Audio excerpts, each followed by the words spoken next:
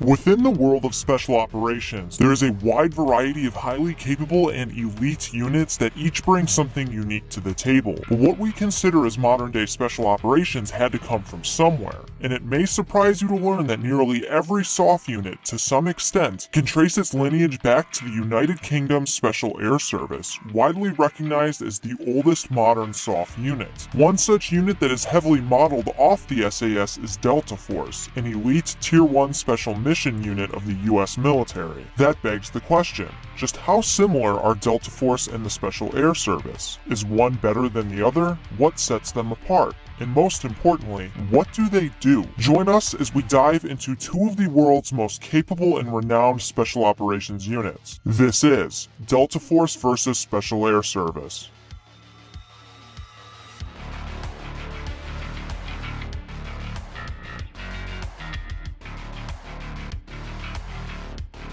Founded in 1941 by British Army officer David Stirling, the Special Air Service was born in the deserts of North Africa during World War II. Stirling had a daring vision for defeating the Germans in the African theater. His idea involved establishing small teams of parachute-trained soldiers who would insert deep behind enemy lines to gain intelligence, destroy enemy aircraft, and attack supply and reinforcement routes. After pitching his idea to the higher-ups, the creation of the SAS was greenlit, and was originally formed as L Detachment Special Air Service Brigade. While the SAS would officially be referred to as a brigade, which are usually made up of around 5,000 men, it would consist of just 5 officers and roughly 60 men. This was part of the British disinformation campaign with the goal of deceiving the enemy into believing there was an elite paratrooper regiment operating in the area with massive numbers. Oh crap, hold on, I think we've just received an email from a highly secret operative claiming to have extensive knowledge about Delta Force and SAS. Let's hop on a Zoom call with him. Oh no, not this guy. Professor Death Knight here from Teleria University, legally not a school, with a math problem. If you create a hit mobile game in 2019, how many champions will you have now? Over 700. Not only does Raid have hundreds of rad champions, it also has 15 amazing factions. Faction pop quiz. Can you name the latest faction? If you said the elusive Sylvan Watchers, you're right. Okay, class, any questions? Okay, Mom, special boy, you should probably stick to underwater basket weaving. Oh, how dare you! Whoa, take a chill pill there, tough guy. Don't you have some new champion friends you could be hanging out with? Well, I'm friends with literally every champion. But my favorite new friend is for sure Pytheon. You ever been friends with a lizard man? Dude makes a killer quiche. Okay. Well, in other news, right now Raid called the Arbiter is in full swing, and to celebrate this limited series, Raid's adding some of the new characters from the series as champions you can play with in-game. For example, one is Artak. You can get Artak for free by simply logging in for 7 days between now and July 24th. And for those who haven't tried Raid at all yet, simply use the link in our description or scan the QR code on screen to get some extra bonuses, such as the Epic Champion Drake. No, not that Drake. This Drake, as well as a few other useful things. Again, the link's in the description, or you can scan the QR code to get started with Raid today. Thank you so much to Raid Shadow Legends for sponsoring this video. With a few growing pains, the SAS would wind up being highly effective in not just Africa, but the Mediterranean and Northwest Europe, taking part in several other key missions and important campaigns in World War II, such as D-Day. After World War II ended, Britain saw no more use for the Special Air Service and would disband the units. But this would not be the end for the SAS, as only 2 short years later they would be called upon by the Brits once again. This time around, the unit would be reformed and begin to lay the groundwork for the modern SAS we know today. The SAS would move on to make a worldwide name for itself by partaking in many high-stakes, global impacting missions and conflicts, such as the Iranian embassy siege, Gulf War, and the War on Terror. Their famous motto, "Who dares wins," is a testament to their mentality and work throughout the years, and set a precedent for many others to follow, which is exactly what it did for Delta Force. Armed Palestinian guerrillas raided the sleeping quarters of the Israeli team. The planes had all been hijacked by the guerrillas a week earlier. You are asking that those responsible for the deaths or who killed your children be brought to the B'nai B'rith building. Founded in 1977 by Colonel Charles Beckwith,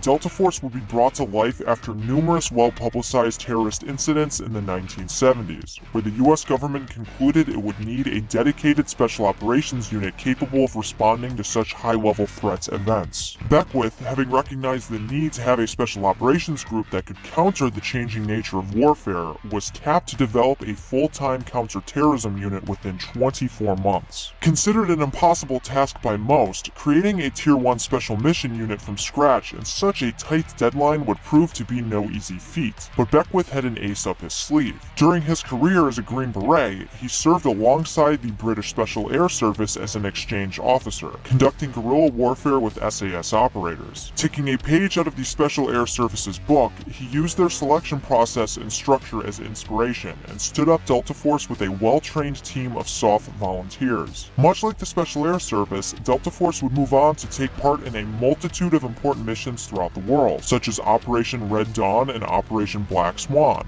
and built a reputation as one of the world's most elite special operations forces.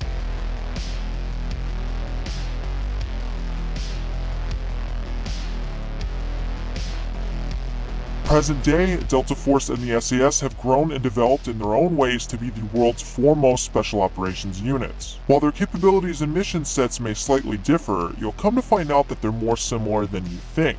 In fact, both of these units have fought and bled alongside each other and share a close relationship. If you enjoy our content and want to support the channel, please help us reach our goal of 5,000 Facebook followers. If you don't have a Facebook but still want to support us, please consider contributing to us on Patreon, where we have some pretty cool benefits. The links to these will be in the description and pinned comment below. It is well known that the US and UK militaries regularly exchange enlisted troops and officers, but it happens even more so among their special operations forces. SAS operators have served in Delta Force just as much as Delta Force operators have served in the SAS. So not only can these units kick ass without each other, but they can band together to form some pretty badass teams never seen before. Just look at Task Force Black, a joint US-UK task force consisting of Delta Force and SAS operators that, among other things, neutralized roughly 3,500 terrorists in a 5-year span in the Middle East. While much about Delta Force and SAS is shrouded in secrecy, as both the US Department of Defense and UK Ministry of Defense hardly ever talk about these units, there is still some light to shed on their present capabilities and mission sets. Both are publicly known to conduct missions ranging from counter-terrorism, counter-narcotics, capturing high-value targets, dismantling terrorist cells, high-profile raids, covert operations, training foreign nations' militaries, and much more. But that's hardly scratching the surface, because as you'd expect, it would be impossible to summarize the capabilities of both of these units with just one sentence. Because let's be real here, these operators are the tip of the spear in SOF. The structures of Delta Force and Special Air Service are carefully designed to ensure that their operators are used to their fullest extent as possible. The SAS is composed of 4 active Sabre squadrons, which are Alpha, Bravo, Delta, and Golf respectively, and each of them are made up of around 60 men. Each of the squadrons have 4 troops to them, which are the Air Troop, Boat Troop, Mobility Troop, and Mountain Troop. The Air Troop is skilled in parachute insertions, the Boat Troop specializes in amphibious operations, the Mobility Troop has a mastery of using a variety of vehicles, and the Mountain Troop consists of expert mountaineers who are trained in disciplines such as Arctic warfare. All in all, these squadrons rotate the roles of counterterrorism, squadron training, strip duty, which means they are on standby to respond to anywhere in the world, and operational deployments. When you flip the coin to Delta Force, its operators are placed in 4 squadrons, just like the SAS. These assault squadrons are named Alpha, Bravo, Charlie, and Delta, respectively. Each of these squadrons have 2 direct action assault troops, as well as a recon and surveillance troop. Would you look at that? 4 squadrons. You'd think that Delta Force was inspired by the SAS or something. Jokes aside, while not much is known about whether Delta Force utilizes its squadrons like an air, boat, mobility, or mountain troop, it is believed to have an aviation support platoon that operates a small fleet of MH6 and MH6 helicopters, which is not to be confused with the 160th SOAR. Additionally, it has a signal squadron and support squadron. We also want to note that the Special Air Service has a couple elements to it that are unique from Delta Force. First, it has its own special units within it that contain a different set of jobs and roles. Some of these are the Counter-Revolutionary Warfare Wing, the Operations Research Wing, and the Revolutionary Warfare Wing. The Counter-Revolutionary Warfare Wing is essentially a school that's designed to teach counterterrorism, which trains each unit before they rotate onto counterterrorism duty. The Operations Research Wing involves SAS operators who work with Ministry of Defense technicians and scientists to evaluate, improve, and develop new weapons, equipment, and capabilities. Interestingly enough, these guys came up with the concept of the flashbang.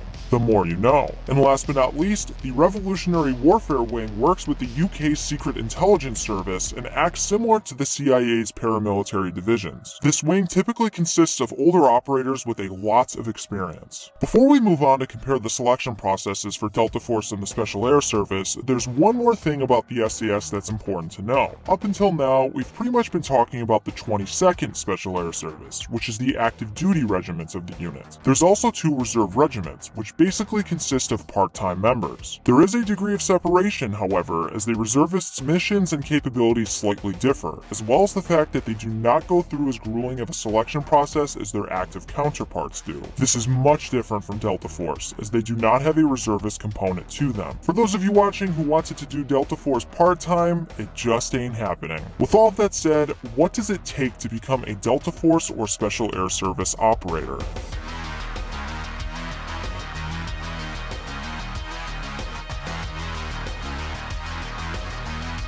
Delta Force and the Special Air Service are similar in that even though they both recruit from every branch of their respective militaries, they tend to mainly recruit from a specific segment. For Delta Force, it's typically Green Berets and Army Rangers. For the SAS, it's mainly from the Parachute Regiment in the British Army or the Royal Marines. But whether it's a seasoned SOF operator trying out for one of these units, or someone from a conventional force that believes they got what it takes, everyone goes through the same selection process respective of each of these communities. Let's jump into the SAS's selection, which we're just going to casually drop this in here. They have been known to have an attrition rate of upwards of 90%. We're sure that speaks for itself, but anyway, SAS selection is a 3-phase process, whereas Delta Force is a 2-phase process. Each of these phases presents their own unique difficulties and challenges to conquer. The first phase of SAS selection is known as Endurance. It gets this name because it not only tests a candidate's physical fitness, but also their mental stamina. This phase lasts approximately 4 weeks and takes place in the Brecon Beacons. Here, candidates ruck with heavy packs over a series of long-distance hikes where they have to navigate between checkpoints. No feedback is given whatsoever by the staff, meaning no one knows how well they are performing. This phase culminates in what is known as the Long Drag, which is a 40-mile trek with a 55-pound ruck that must be completed in under 24 hours. The first phase of Delta Force's selection is much like the SAS's. It is also 4 weeks long and has several day and nighttime courses where candidates must ruck multiple miles with lots of weight on their back. As they progress through the course, the distances and weights will increase, all while the time limits decrease. Additionally, they will undergo numerous psych exams and will be scrutinized by the cadre to see if they're a good fit. Just like the SAS culminates its first phase of selection, Delta Force finishes its course with a 40-mile ruck march known as the Long Walk, which must be completed in an unspecified amount of time. Candidates will not know if they are selected until completion of the entire first phase. Moving on to the second phase of selection, the SAS calls this jungle training. Here, candidates will receive weeks of instruction on weapons, tactics, procedures, tradecraft, medical care, and hand-to-hand combat, all in the dense, hot jungles of Brunei, Belize, or Malaysia. The goal of this phase is to weed out those who can't handle the discipline required to keep themselves and their kit in good condition whilst on long-range patrols in difficult conditions. Delta Force's second and final phase is known as the Operator Training Course. Candidates go off the grid and receive training with a variety of small arms, sniping and observing, parachuting, close quarters combat, demolitions, VIP protection, tradecraft, and assaults. Once OTC is completed, they will integrate with an assault squadron and begin their first workup with their team. SAS still has one more phase for its selection, which is known as Escape, Evasion, and Tactical Questioning. Here, candidates return return to the UK to receive further training in the world-renowned SAS killing house where live ammo is used. Additionally, they learn combat driving, how to operate foreign weapons and vehicles, jump training, and then to a combat survival and resistance program, similar to SEER School in the US. This is where they learn to escape, evade, and survive with tactical questioning in the event they get captured in the real world. Candidates are let loose, hunted down, and brutally interrogated. If they perform to the instructor's standards, they will complete training and receive their beige beret and SAS badge. But let's be real here, even when Delta Force and SAS operators finish their selection, their training has only begun. Throughout their time in these units, they will constantly sharpen and refine their skills to be the best operators as possible. Delta Force is a Tier 1 unit, but it's not the only Tier 1 unit in the US military. There's actually 5 of them that fall under JSOC. If you'd like to learn more about the other Tier 1 units, you definitely gotta go check out our video on them. The link to it will be in the description below. And if you're a bookworm and want to take a deeper dive into Delta Force and/or the Special Air Service, we got a couple of recommended readings for you. There is Inside Delta Force, The Story of America's Elite Counter-Terrorist Unit by Eric Haney, and SAS 0 Hour, The Secret Origins of the Special Air Service by Tim Jones. The links to these books will also be in the description below. At the end of the day, neither Delta Force nor SAS is better than the other. Both have a rich history in warfare, and both offer invaluable assets to the world of SOF and beyond. But with that said, which do you prefer, Delta Force or SAS? Let us know in the comment section below. Well, that is the down and dirty of Delta Force versus Special Air Service. If you learned something from this video, make sure to give us a like and subscribe to our channel. As always, thank you for watching. Do you even want to be here? A special thank you to all of our supporters in our Patreon and YouTube membership. If you'd like to be featured in our videos, consider joining and go check out the links in our description below. Your contribution is greatly appreciated and will help us create more great content. All your friends are subscribing to General Discharge, and you don't even want to be here.